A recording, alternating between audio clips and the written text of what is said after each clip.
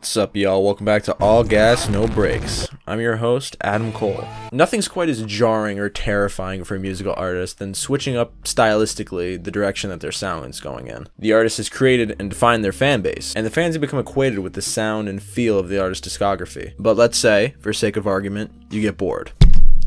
You get bored of sitting in the same genre category, and you aren't having any fun. And you commit a last Hail Mary for the last music lexicon before you decide to pull a Logic. You decide to change your sound. Now, this can work to, varying degrees of success. Like if you've gathered an audience that, pretty much knows you as the god of trap music or the spiritual lyrical miracle individual, and then you decide to release an experimental drone ambient album, probably gonna lose some fans. But that's why it's so difficult. Some people don't want change. Even if you want to aggressively force it onto the fans, it can go in a few different ways, not always positive. So I'm here as the ghost of Christmas past to walk you through past examples of artists who have changed up their sound with varying degrees of success, so you can create the perfect transition to retain as much as your audience as humanly possible. Because you and me both know life is like a sandwich. Whichever way you stack it, the bread comes first, baby. Fuck yeah, it does. Now let's start off with some examples of people who made the stylistic shift and shit just wasn't the same. I have dubbed this category alienation. Artists like Linkin Park and Remo became defensive about the stylistic shift, and it started to accuse fans of not really liking the band or only liking their old stuff or the classic real fan. And everyone knows the story of the Linkin Park situation. They released an electronic album when they were a rock group, and everyone was like, I don't fuck with this, and they're like, fuck you, we fuck with this, and you're like, so don't fuck with it. That one's kind of played out. I think a better example, honestly, and a more relatively unknown one, is the case of Remo. Quick shout out, Nate the Mate did a fantastic video on YouTube describing the downfall of Remo and how this whole stylistic change meant the end of the band, pretty much. He did a great job of documenting it and the why people stopped listening to Remo. So I'm kind of condensing the points that he made in the video. If you want a more in-depth look at this, I'd say go watch his video. It's a fucking banging video. I was watching it, multiple times on the lead up to making this video, so I highly recommend. Also, he said he'd do my podcast. Let's go, boys. But essentially, Remo, for those who don't know, were an emo pop punk band, and their debut record, Greatest Hits, was considered amazing in the pop punk community. Easily the album of the year for that group. And their next two records, Natural Everyday Degradation and A Portrait of an Ugly Man, they would stray farther and farther away from the sound that made Greatest Hits a hit. To put it bluntly, people didn't fuck with it. And the reason for me, this band is the poster child for alienation, because you can track back all this controversy into one specific tweet. Quote, "Does new album is slap." After Natural Everyday Degradation, they tweeted this fucking stroke, but it was a trap. They didn't want feedback, you fucking idiot. They wanted positive feedback. Looking through the Twitter exchanges and the replies is like looking at a fucking brain cell Reddit post. I can essentially boil it down to people saying that the grudge and angst that made Greatest Hits great is gone, and people claiming that they sold out. And Remo got all butthurt about it, saying, "Repeating ourselves would be the real sellout. You're a fucking stupid teenager if you don't like the record. If you listen to our earlier albums, you'd know we change all the time.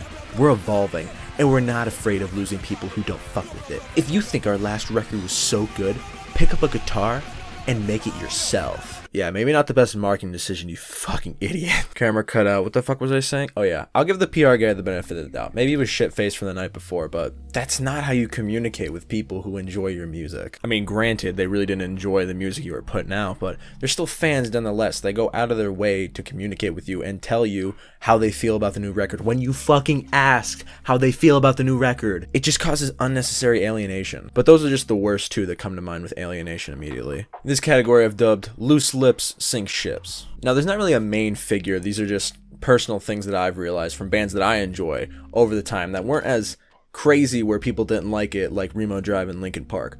But people didn't necessarily fuck with it.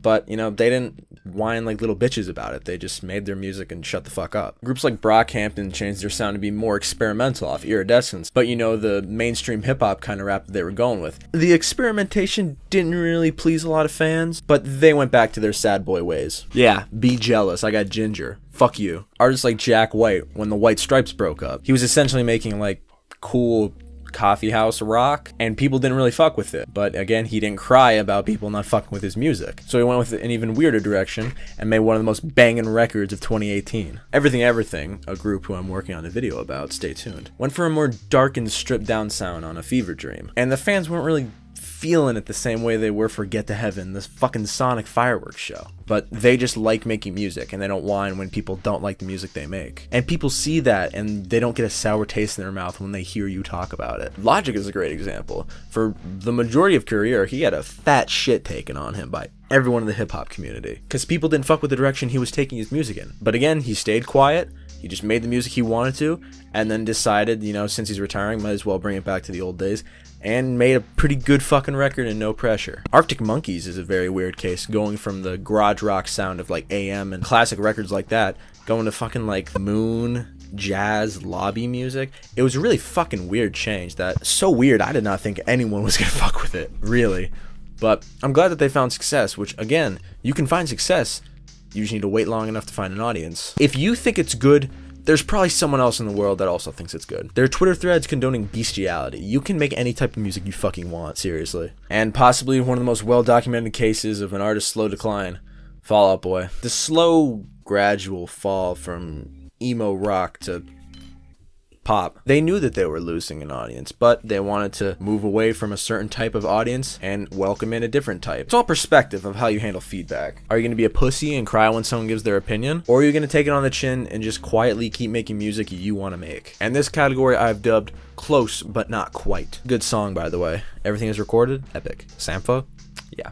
Artists like Tyler the Creator, Flume, and Death Grips would establish a sound and then slowly evolve each project more and more until when you listen from the debut to the latest record, it sounds like two completely different artists. A perfect example is Tyler the Creator. He started off with Bastard, a very aggressive hip-hop sound with edgy and violent subject matter. But if you cut out all of discography between the two records, Bastard and Igor, they sound like they're made by two completely different artists. Bastard went to Goblin, who had a sprinkling of cute pop sounds like She. Goblin went to Wolf, slowly moving away from the aggressive sound and letting people in with personal lyricism and instrumentals. Wolf went to Cherry Bomb, a last Hail Mary to see if the lo-fi aggressive sound worked, and it didn't really. But there were still great personal tracks on Cherry Bomb. Cherry Bomb went to Flower Boy, Tyler Creator going full pop music, with a sprinkling of aggressive trap bangers, but arguably opening up the most with talking about his sexuality. And Flower Boy went to Igor. This record found the perfect mix of old Tyler with new Tyler. There's some aggressive tracks, but it all fits under the narrative of Igor falling in love with the lo-fi pop / aggressive aesthetic, symbolizing a new era for Tyler. In the same vein, artists like Death Grips did something extremely similar, starting with Ex-Military, an aggressive hip-hop album, moving to The Money Store, another aggressive hip-hop album, to No Love Deep Web, an aggressive electronic album. You thought I was going to show the real cover, didn't you? You fucking dummy. To Government Plates, an even more aggressive electronic album. To The Powers That Be, an aggressive electronic punk rock album. To Bottomless Pit, an aggressive alternative hip-hop record. To The Year of the Snitch, an aggressive math rock twee noise record. I don't fucking know what it is. Quite the move, but it was gradual enough to not jar the audience with too much of a stylistic shift at one point. Like, if you cut out all the discography of Ex-Military to Year of the Snitch, shit sounds completely fucking different. Another artist that's similar, but without the extensive discography, is Flume. Flume went from making poppy electronic music to experimental electronic music, enlisting the help of indie darlings to make the record as experimental and different as possible, while still holding on to the electronic origins. It's the perfect mix of what I used to do and now I want to do some cooler stuff, but it's kind of like that, so I can keep a bit of the old audience and gain a whole different audience. Now, the final category I have dubbed Lucky Strike. And now this category, to me, makes no logical sense, but I'm glad that this category exists. This is how artists can go from an established sound to just going completely fucking different direction, but people just fuck with it. It should not make any sense from my research, but it just does. Artists like Radiohead, Joji, and Poppy. Usually when people talk about the greatest left turn in music history, they bring up Radiohead's magnum opus, Kid A. But I would like to argue a different artist for the most jarring stylistic change in the music industry. Poppy. Are we really going to ignore that this girl went from appearing on the Leafy Is Here YouTube channel to making very cute pop music like Bubble Bath, Poppy Computer, and Am I a Girl, to go full nuts to butts releasing an alternative metal album? Like, what the fuck? And I'm in that crew that likes both. Like, that Poppy's got some okay song, but the new Poppy, that shit's fucking awesome. But I find it more impressive than Radiohead's Kid A, honestly. Now, don't get me wrong, Kid A is a fantastic, legendary album, but Radiohead showed glimpses of where they'd go stylistically on OK Computer. And the only song that Poppy did prior to this style was like X off of her Am I a Girl record, but that could just be like a fucking troll, just be like, oh yeah, this is, I'm gonna make a song like this, but you know, not gonna go anywhere. But she did, she made I Disagree, and this is one of the wildest music stylistic changes I can personally think of.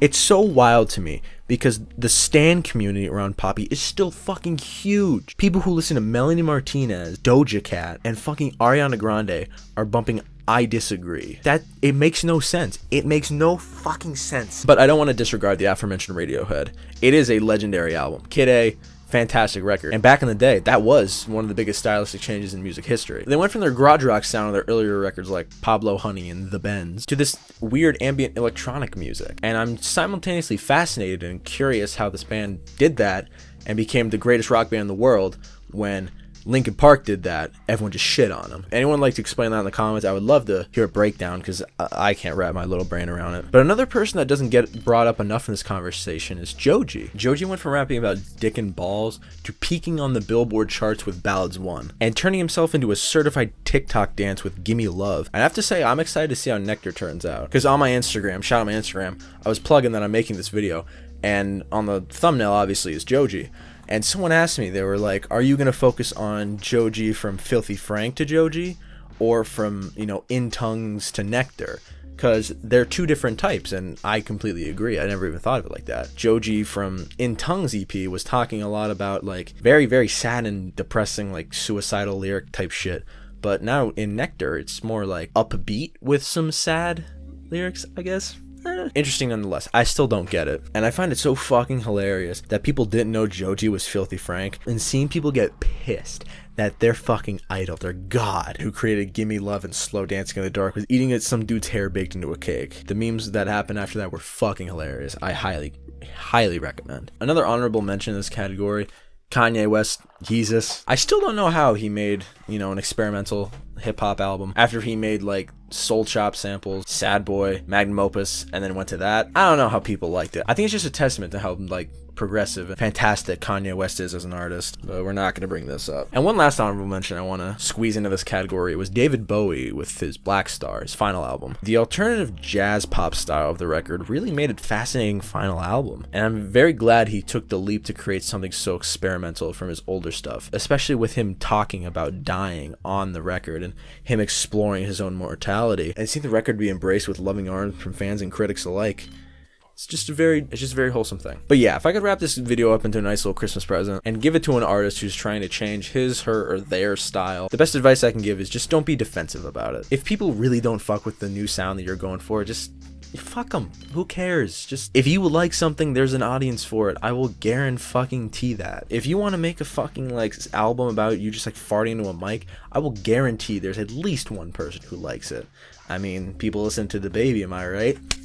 God, I'm hitting with the zingers today. Just take it on the chin and keep making the music you want, because after all, artists make music because they want to make the music. If there's no passion, then maybe...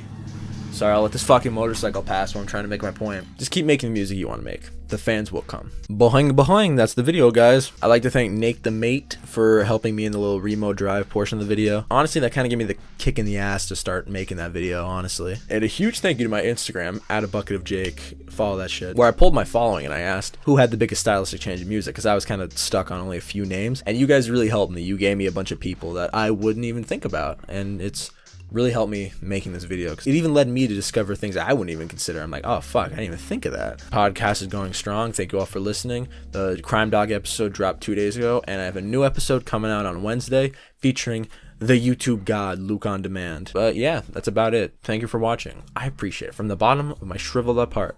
I appreciate it. And as long as you guys learn to cook, then you're good to go. So thank you for watching. I appreciate it. Big Fish Podcast every Wednesday. Video on everything coming soon. And have a pleasant day.